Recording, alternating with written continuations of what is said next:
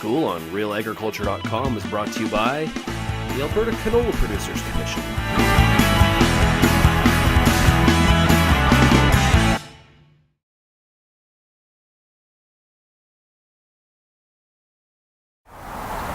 Well, going into the season, there are a lot of areas that are drier, but we should really watch and see what the weather conditions are like when the canola crop starts to flower, because that will be the key period. So even if we have dry spring conditions, if we have moisture in the couple of weeks before the crop starts to flower, we might have enough moisture there for the sclerotia to germinate.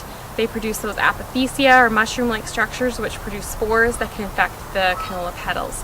So it is really important to focus on the weather conditions in and around that flowering period, but certainly conditions that we've had before and after can also be important.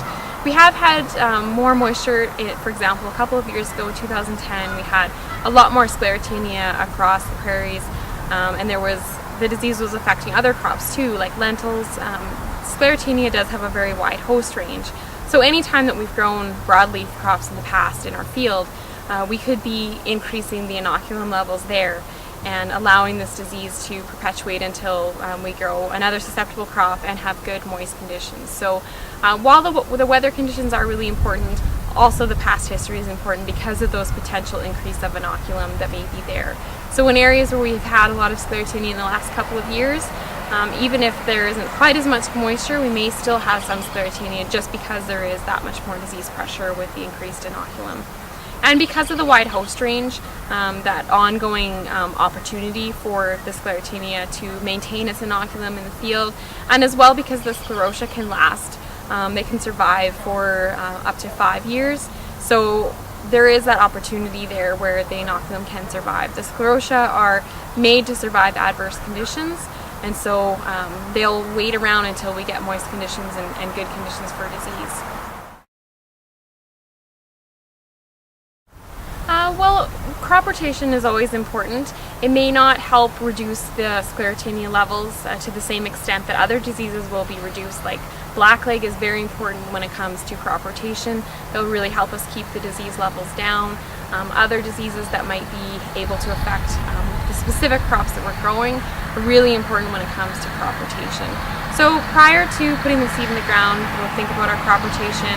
We'll think about our field history of diseases and probably pencil in control measures just in case we need them, but then use some decision-making tools down the road when it actually gets close to that time, because you don't have to necessarily use a fungicide just because you penciled it in.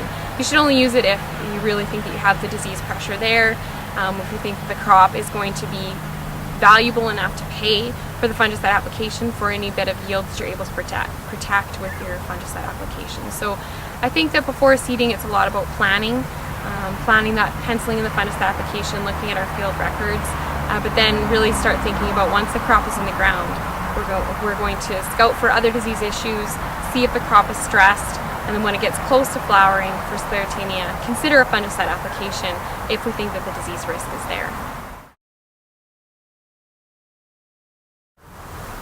Well, varietal rotation is something that's being talked about more and more, and I think that it is important to consider rotating our varieties, but I think that it'll be a little bit down the line before we can really truly rotate the varieties in a way that's effective, and that's because we don't know for sure which resistant genes are present in each variety that we have, resistance to disease. So if we don't know for sure if we're using a different resistance gene, then it doesn't really do any extra good to rotate the varieties. So I think we should still really be focusing on crop rotation and getting something other than canola in there to give those diseases a chance to break down, so that we don't put our risk of blackleg and clubroot at a higher level because we're losing the resistance genes that we do have.